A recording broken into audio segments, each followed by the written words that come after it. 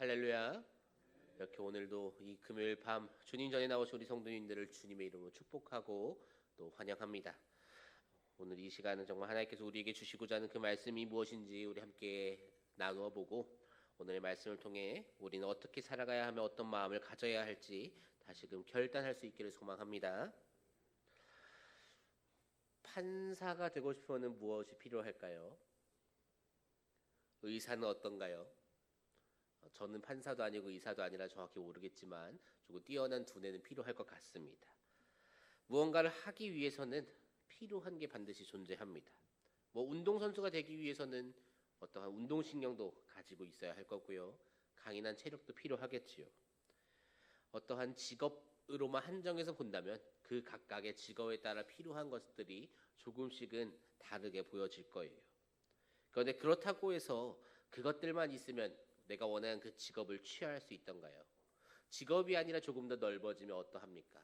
거기에서 주로 요구하는 어떠한 속성이라고 말을 하면 좋을 것 같은데, 그러한 것이 있다고 한들 그것을 취할 수 있나요? 꼭 그렇지는 않다라는 것이지요. 또 한 번 추가적으로 필요한 무언가가 존재한다라는 것입니다.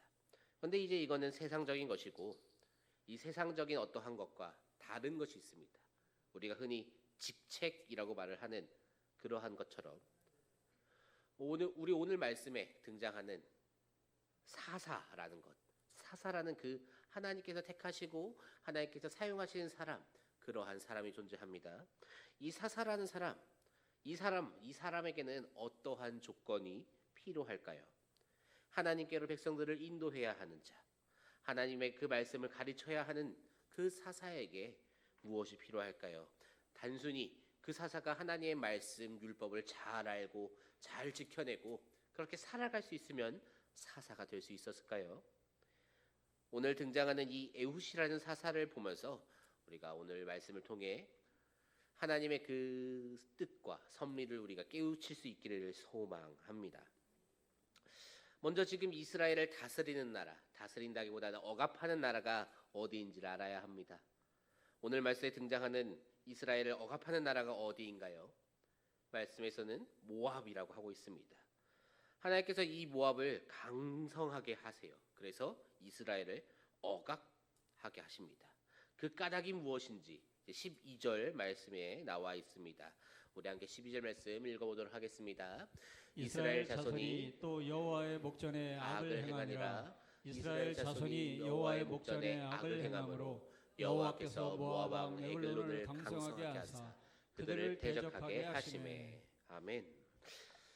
이스라엘이 또 악을 행합니다. 하나님을 버리고 우상을 섬기기 시작했다라는 것이지요. 그동안 많은 사건과 또 시간을 허락해 주신 우리 하나님께서는 이제는 그들을 심판하기 시작합니다. 다행히 노아의 홍수 때와 같이 하나님께서 직접 치시지는 않았어요. 이번에는 이방 민족을 들어 이스라엘을 심판하기 시작하십니다. 하나님께서 미리 예언하셨지요. 저 남겨놓은 저것들로 너희를 심판하겠고 시험하겠다고 미리 예언하셨지요. 하나님께서는 지금 이스라엘의 그 죄로 인해, 불순종으로 인해 남겨졌던 그 이방 민족을 그대로 들어서 쓰고 계십니다. 그래서 감사하다고 해야 할까요? 영원한 심판은 아니었습니다. 18년간 섬기자 이스라엘 안에서 하나님을 찾는 소리가 드디어 나오기 시작합니다. 하나님께 부르짖습니다. 주님, 너무 고통스럽습니다. 너무 힘듭니다. 이 모압의 압제가 너무나도 어렵습니다. 우리를 구원하소서라고 이들이 하나님께 부르짖기 시작합니다. 이 목소리 하나님께서 어떻게 하십니까? 응답하여 주시지요. 하나님께서 응답하여 주세요. 베냐민 사람 게라의 아들 에훗이라는 자를 사사로 보내어 주십니다. 에훗이 어떠한 사람인가요? 성경에서 에훗에 대해서 굉장히 자세하게 설명하지 않아요. 에훗에 대한 설명을 사실상 4글자로 끝냅니다. 그 4글자가 바로 우리말 성경 우리가 볼 수 있는 왼손잡이라는 단어이지요. 우리 15절 말씀 함께 읽어보도록 하겠습니다. 이스라엘 자손이 여호와께 부르짖으매 여호와께서 그들을 위하여 한 구원자를 세우셨으니 그는 곧 베냐민 사람 게라의 아들 왼손잡이 에훗이라. 이스라엘 자손이 그를 통하여 모압 왕 에글론에게 공물을 바칠 때에. 이 당시에 의로운 손 하면 어떤 손인가요? 오른손입니다. 부정한 손은 왼손이에요. 왼손은 부정한 것으로 여겨진 세상에서 에훗이 어느 손잡이입니까? 왼손잡이입니다. 긍정적일 수가 없지요. 하나님께서 이 왼손잡이 에훗을 사사로 세워주십니다.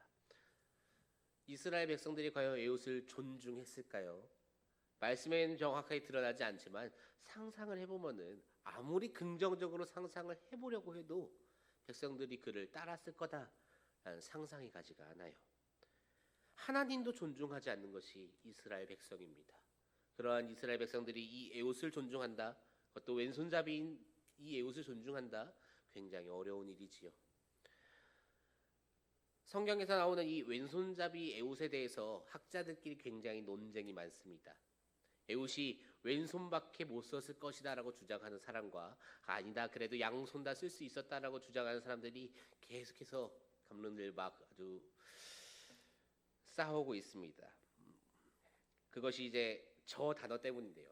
이제 우리나라 말도 아니고 영어도 아니고 히브리어 때문에 그런데 히브리어로 그 왼손잡이라는 단어에 대해서 저렇게 설명하고 있습니다. 못 읽겠죠? 이시테르야드 뭐라고 쓰여있냐? 예미노라는 단어입니다. 이것이 에훗을 가리키는 말이에요. 에훗의 그 왼손잡이를 가리키는 말인데 이것을 해석하면 오른손이 부러진 남자, 오른손이 뭐 결핍된 남자, 그 정도의 뜻이 됩니다. 오른손에 장애가 있었는지 잘렸었는지 무엇이 있는지는 정확히 모릅니다. 그런데 오른손이 약하다라는 거예요. 근데 이 당시에 전쟁을 많이 해야 되는 이 당시의 문화에서 오른손이 없다라는 것은 너무나도 치명적인 약점이에요. 에훗이라는 사람은 그러한 이미지입니다. 왼손잡이로 분류되는 그가 이스라엘을 통치하면은 이스라엘의 국력이 올라가겠습니까? 왼손잡이인 그가 이스라엘을 통치하면 백성들이 하나로 똘똘 뭉칠까요? 그러지 않는다라는 것이죠. 도리어 부정적으로 변할 가능성이 높지 긍정적으로 변할 가능성은 찾아볼래야 찾아볼 수가 없는 사람이 이 에훗이라는 사람입니다. 그런데 하나님은 구태여 그를 사사로 세우십니다. 그 에훗이 사사로 세워져서 한 일이 무엇인가요? 에훗이 막 처음부터 이제부터 모압을 무찌를 것이다, 몰아낼 것이다, 모두 무기를 들어라, 그렇게 이야기하지 않아요. 오늘 말씀에서 보니 그가 직접 모압의 왕 에글론에게 공물을 바치러 갔다라고 쓰여져 있습니다. 우리 19절 말씀 함께 읽어보도록 하겠습니다. 자기는 길갈 근처 돌 뜨는 곳에서부터 들어와서 이르되 왕이여 내가 은밀한 일을 왕에게 아뢰라 하나이다 하니 왕이 명령하여 조용히 하라 하매 모셔 선자들이 다 물러간지라. 지금 저 말씀이 에훗이 에글론에게 공물을 바친 후에 다시금 하는 말입니다. 한 나라, 이스라엘의 사사라는 사람이 직접 모압에 가서 에글론에게 공물을 바칩니다. 에훗에게 있어서는 굉장히 자존심이 상하는 일일지도 모르겠어요. 에훗의 부하가 간 것도 아니고 다른 누군가 간 것도 아니고 사사가 직접 갔으니까요. 그런데 그가 에훗이 저 에글론에게 이렇게 말을 할 때, 내가 은밀한 일을 왕에게 아뢰라 하나이다 라고 말을 할 때 이 에글론이라는 그 모압 왕이 상당히 이해할 수 없는 행동을 합니다. 홀로 에훗과 독대하였다라는 것이지요. 에훗은 에글론이 보기에 어떠한 존재였을까요? 오른손이 약해요. 왼손잡이입니다. 와서 자신에게 공물을 바치고 있는 자예요. 너무나도 연약한 존재지요. 신경을 쓸 이유가 없는 그런 너무나도 나약한 존재, 그것이 바로 에훗입니다. 이 에훗을 볼 때 적어도 에글론의 머릿속에서 이 에훗이라는 사람은 나를 위협할라야 위협할 수 없다라고 결론이 나왔으니까 지금 에훗을 단홀로 독대하려고 하고 있었겠지요. 그리고 나서 이제 어떠한 결과가 벌어지나요? 에훗이 이 단 한 번의 기회를 놓치지 않습니다. 오른쪽 허벅지에 두었던 칼을 뽑아들고 에글론을 찌릅니다. 그리고 군대를 모아서 모압과 전투를 벌입니다. 그 결과 이스라엘이 모압에게서 승리를 거머쥐게 된 것이지요. 단순한 승리도 아니었어요. 이 승리로 인해서 이스라엘은 모압을 도리어 굴복시키는 그러한 아주 커다란 승리를 거머쥐게 됩니다. 그 말씀이 오늘 29절과 30절 말씀에 나와 있습니다. 우리 함께 읽어보도록 하겠습니다. 그때 모압 사람 약 10,000명을 죽였으니 모두 장사여 모두 용사라. 한 사람도 도망하지 못하였더라. 그날에 모압이 이스라엘 수하에 굴복하매 그 땅이 80년 동안 평온하였더라. 아멘. 오늘의 말씀은 에웃이라는 한 사람을 들어서 사용하신 하나님의 이야기를 보여줍니다. 하나님의 선택 그리고 그 선택의 기준에 대해서 다시금 생각하게 만들어줍니다. 에웃은 전쟁만 놓고 보면 상당히 쓸모없는 존재예요. 그는 너무나도 전쟁만 놓고 보면 정말 불필요한 사람입니다. 그런데 어떤가요? 하나님께서 그를 사사로 세워서 모압과 싸움을 붙였을 때 모압에서 나온 그 많은 병사들 그들을 두고 모두 다 용사라고까지 표현을 하고 있는데 그들이 다 한 사람도 도망하지 못하였다라는 것이지요. 하나님께서는 일꾼을 세우십니다. 하나님의 그 일을 위해 일할 하나님께서 사용하실 그 일꾼을 세우십니다. 그런데 그것이 인간의 생각으로는 아무리 생각하고 또 생각해봐도 이해가 가지 않는 때가 너무나도 많아요. 아니 도대체 왜 하나님께서는 이렇게 행하시는가? 하나님께서는 왜 이렇게 역사하시는가라는 그런 질문을 다시금 되새기는 경우가 우리는 너무나도 많이 경험하곤 합니다. 오늘 에웃도 그렇지요. 그는요 사사가 되면 절대 안 될 사람입니다. 에웃이 이스라엘의 두 번째 사사지요. 이스라엘의 첫 번째 사사가 누구였나요? 온니엘이라는 사람이에요. 이 온니엘과 비교하면은 더더욱 에웃은 사사가 되면 안 됩니다. 온니엘에게는 어마어마한 배경이 하나 존재합니다. 온니엘의 큰 삼촌이 누군지 아십니까? 그가 갈렙이에요. 갈렙이 우리 가운데 있다라는 그 사실 하나만으로도 온니엘은 어마어마한 정치력과 그 커다란 힘을 가지고 있어요. 그러한 사람이 이스라엘의 사사가 되어야 그 정도 되는 사람이 사사가 되어야 이스라엘 다른 지파 사람들도 따르지요. 여호수아랑 갈렙 이 두 사람의 뭐 가족 관계다, 가문이다 그 정도는 돼야 내가 따를만 하군 하고 따르지요. 에웃의 아버지는 누구였나요? 아까 15절에서 이야기한 에웃의 아버지를 두고 베냐민 사람 게라라고 이야기하고 있습니다. 그 게라가 누군가요? 특별한 사람이 아니에요. 그 게라는 베냐민 지파에서 아주 흔한 이름입니다. 우리나라로 따지면 뭐 김철수 씨 정도 될 것 같아요. 그런데 그렇게 흔한 이름을 가진 게라라는 사람의 아들인데 그 와중에 그가 왼손잡이다라는 것이지요. 그 이전에 있던 사사 온니엘은 굉장히 위대한 사람이에요. 하지만 지금 에웃은 어떤가요?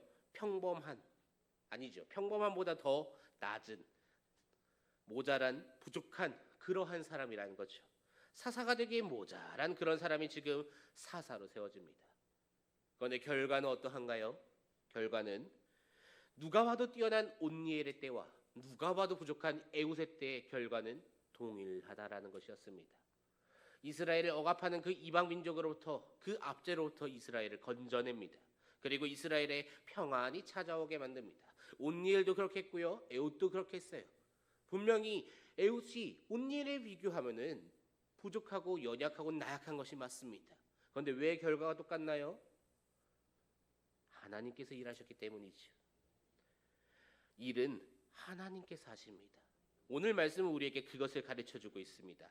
하나님께서 일을 하십니다. 그렇기 때문에 누구를 사용하셔도 강력하고 힘이 있어 보이고 뭔가 위대해 보이는 그 온니엘을 사용하더라도 부족하고 연약해 보이는 이 에웃을 사용할지라도 일을 하는 것은 전능하신 여호와이시고 세상을 다스리시고 통치하신 여호와 하나님이시기 때문에 그 결과는 변하지 않는 것이지요.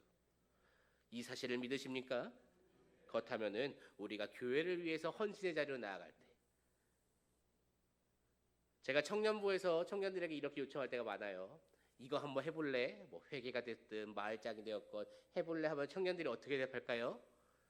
네 목사님 해보겠습니다 라고 대답하면 참 좋겠는데 그런 청년이 없습니다. 고민해볼게요만 돼도 참 감사한 것 같아요. 저는 이래서 할 수 없어요. 저는 저래서 할 수 없어요가 나옵니다. 이것이 청년들만의 문제인가요? 우리 성도님들 어떠하십니까? 구역장으로 섬겨주시겠습니까? 찬양팀으로 섬겨주시겠습니까? 그러한 것을 부탁드릴 때 어떻게 반응하시나요? 아마 크게 다르지 않을 겁니다. 저는 그러할 능력이 되지 않습니다. 오늘 성경은 그렇게 말하는 것조차 하나님의 그 능력을 의심하는 것이라는 것을 우리에게 가르쳐주고 있습니다. 주님께서 세우시면은 그것에 주님의 뜻이 있는 줄 알고 순종할 수 있기를 소망합니다. 하나님의 부르심, 그것에는 결코 실수가 없습니다. 하나님께서 나를 부르신다면 그 부르심에 따라 나는 그저 감사와 순종으로 하나님의 그 부르심을 따라서 나아가야 한다라는 것이지요. 그저 감사와 순종으로 응하시기를 소망합니다. 하나님은 우리를 세상으로부터 부르시고 다시금 세상으로 보내십니다. 그러면 우리가 해야 하는 일은 무엇인가요? 그 부르심에 응하여서, 그 보내심에 응하여서 이 세상 속에서 그리스도인으로서 살아가는 것이지요. 그리스도인으로 살아가면서 주님을 증언해야 합니다. 그렇게 교회를 세워가야 하고 작게는 우리 가정을 세워가야 할 것이고요. 하나님의 나라를 그렇게 이루어가야 한다는 것이죠. 그런데 중요한 것은 무엇입니까? 그것을 나의 능력으로 나의 힘으로 하는 것이 아니라 나를 세우신 여호와 하나님께서 일하시고 나는 그저 쓰임받는 도구다라는 그 사실을 꼭 기억해야 한다는 것이죠. 이것을 기억하는 자와 기억하지 못하는 자는 너무나 큰 차이가 있어요. 기억하는 사람은 어떠합니까? 그 사람은 자기의 그 삶을 통해서 자신을 드러내지 않습니다. 이것은 내 능력이다, 내가 열심히 했다라고 말을 하지 않아요. 모든 것이 다 하나님의 은혜이고 하나님께 영광이 됩니다. 그렇기 때문에 우리는 나는 도구요 일하시는 이는 오직 여호와 하나님이라는 그 사실을 결단코 잊어서는 안 된다라는 것이지요. 우리 주님께서 일하신다라는 그것을 꼭 기억하시면서 하나님의 그 일하심을 위해서 기도하며 그저 도구로서 하나님이 나를 부르신다면 감사함으로 그것에 순종하며 겸허히 쓰임받을 수 있는 저와 우리 권선제일교회 성도인들 되시기를 주님의 이름으로 축복합니다.